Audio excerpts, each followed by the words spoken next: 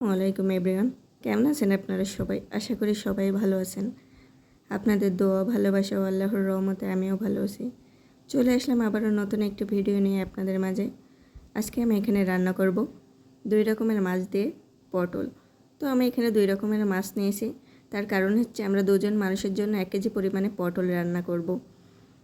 আমি পটল নিয়ে আসতে বলেছিলাম, সে 1 কেজি পটল নিয়ে এসেছে। তো এগুলো ফ্রিজেই ছিল অনেক দিন ধরে, রান্না করার সময় হয়নি। তা আজকে ফ্রিজ খুলে দেখে পটলগুলো নষ্ট হয়ে যাচ্ছে, কেমন যেন লাল লাল ভাব হয়ে গেছে। তাই বের করে সবগুলোই একসাথে রান্না করে নেওয়ার চিন্তা ভাবনা করলাম, নিয়ে রান্না করাও শুরু করে দিলাম।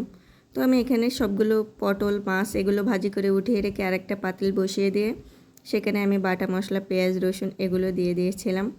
এগুলো দিয়ে আমি ভালোভাবে কষিয়ে নিচ্ছি। পেঁয়াজ আর রসুনের উটকো গন্ধ চলে গেলে এর ভিতরে আমি বেটে রাখা কাঁচামরিচগুলো দিয়ে দিলাম।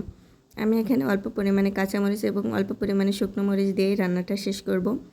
তো আমি পেঁয়াজ, রসুন, কাঁচামরিচ এগুলো ভালোভাবে কষাতে কষাতে আমি অল্প একটু পানি দিয়ে নিলাম। অল্প একটু পানি দিয়ে এরপরে আমি এখানে শুকনো মশলাগুলো, লবণ, হলুদ এবং শুকনো মরিচের গুঁড়া অ্যাড করে নেব। এই যে আমি একে একে এখানে সব ধরনের মশলাগুলো দিয়ে দিচ্ছি আর হালকা করে নেড়ে চেড়ে নিচ্ছি।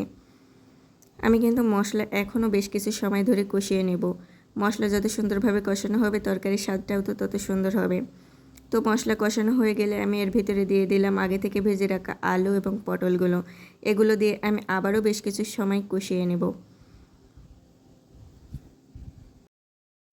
দেখতেই পাচ্ছেন আমি অনেক সময় ধরেই কষিয়ে নিচ্ছি। এখানে আমি তেলের পরিমাণটা একটু বেশি দিয়ে ফেলেছিলাম। আর আমি কিন্তু 2 জনের মানুষের জন্য সবসময় অল্প পরিমাণে তরকারি রান্না করি, বেশি পরিমাণ তরকারি রান্না করা আমার অভ্যাস না।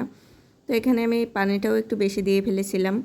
তারপর যখন সব কিছু সেদ্ধ হয়ে বলক উঠে আসলো, আমি এর ভিতরে দিয়ে দেব জিরার গুঁড়ো। জিরার গুঁড়ো দিয়ে আমি ভালোভাবে নাড়াচাড়া করে আগে থেকে ভেজে রাখা মাছগুলো এর ভিতরে একে একে দিয়ে দেব।